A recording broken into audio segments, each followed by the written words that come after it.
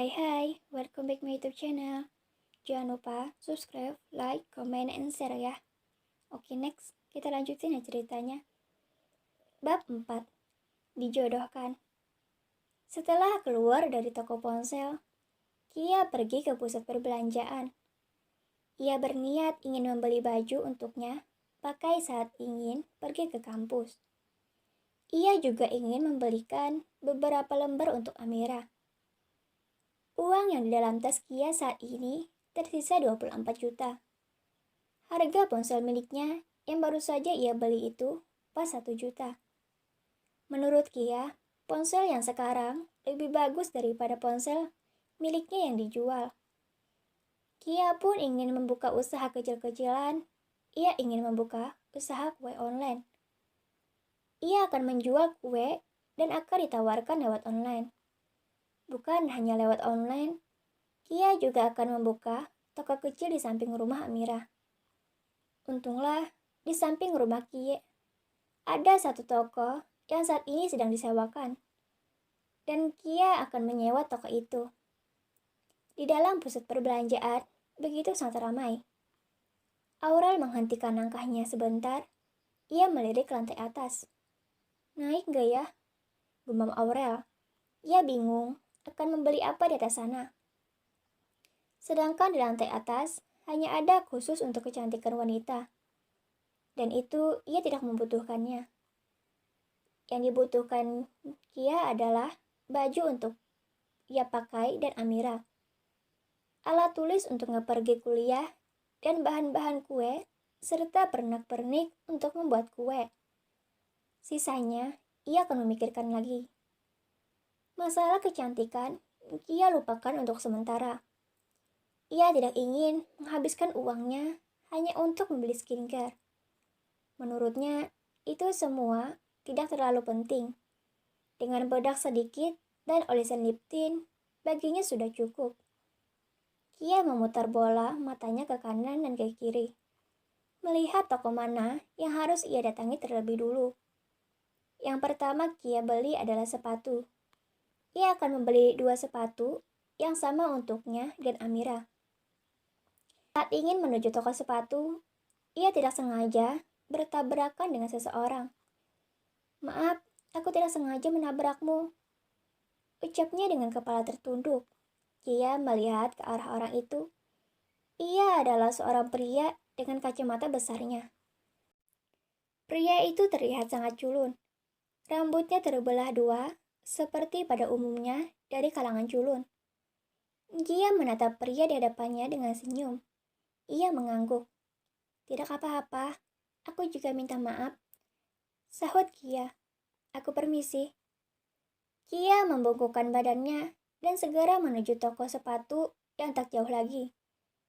Pria culun yang melihat Kia pergi ke toko sepatu, ia juga ikut menyusul. Keduanya bertemu kembali. Hai, kita bertemu lagi. Sapa Kia terkekeh. Ia adalah sosok gadis yang gampang akrab dengan seseorang. Karena kata ibunya, jika ia tidak gampang akrab kepada orang, maka ia tidak akan mendapatkan teman. Pria culun yang melihat Kia begitu ceria dan tidak menjauhinya, ia merasa senang. Penampilannya yang culun membuatnya sering direndahkan dan dijauhi oleh orang-orang. Dan sekarang, ia bertemu dengan sosok gadis cantik yang sama sekali tidak menjauhinya. Hai juga. Kau mau membeli apa? Tanya Aldi. Pria culun itu bernama Aldi Pratama. Ia adalah anak bungsu dari keluarga pertama. Keluarga Pratama sangat terkenal. Bahkan perusahaan yang dimiliki keluarga Pratama adalah perusahaan terbesar di negara M. Aldi berumur 22 tahun. Ia cukup pintar dalam pelajaran. IQ yang dimiliki sama dengan IQ di atas rata-rata, sama seperti Kia. Aku hanya ingin membeli sepatu. Apa kau juga akan membeli sepatu? Tanya Kia ramah. Sepertinya iya.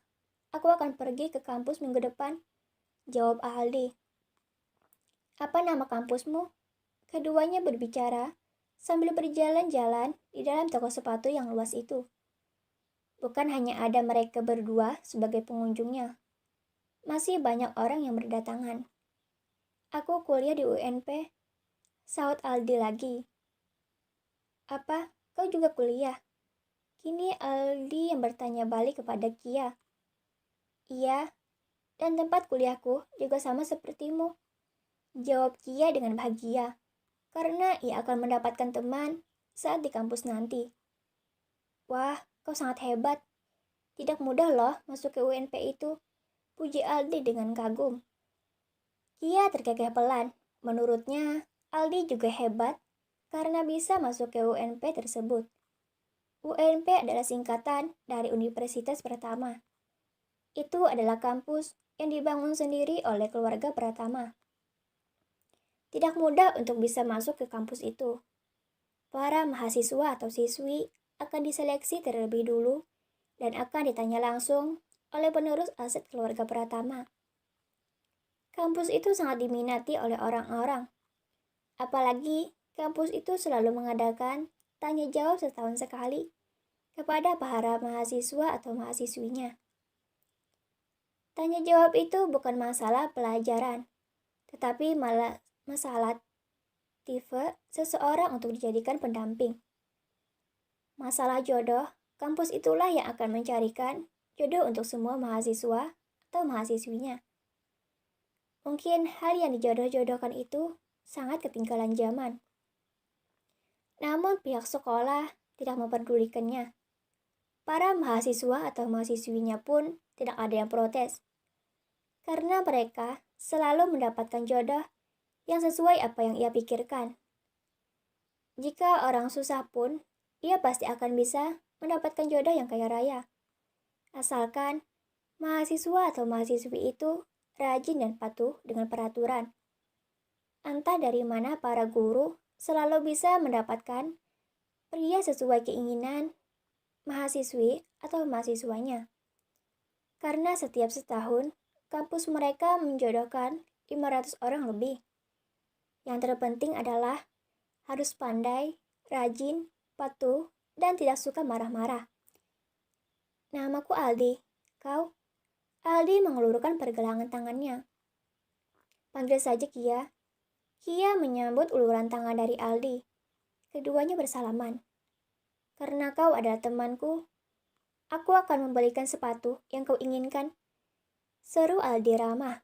Kia yang mendengar ucapan dari Aldi, ia langsung bergeleng kepala. Tidak usah, aku akan membeli sendiri. Tolak Kia. Kenapa kau tidak mau menerimanya? Aldi merasa sangat sedih karena niat baiknya ditolak oleh Kia. Aku masih bisa membelinya dengan uangku. Simpan saja dulu bantuanmu itu. Aku mungkin akan membutuhkannya nanti. Jawab Kia pelan-pelan. Ia menjadi tidak enak. Benarkah? Baiklah, aku akan menyimpannya. Kapanpun kau membutuhkan sesuatu, telepon saja aku. Aldi menyerahkan kertas yang ada nomor ponselnya kepada Kia.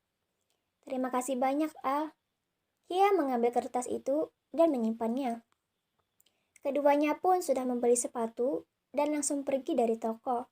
Terima kasih. Jangan lupa subscribe, like, comment, and share ya. Dadah.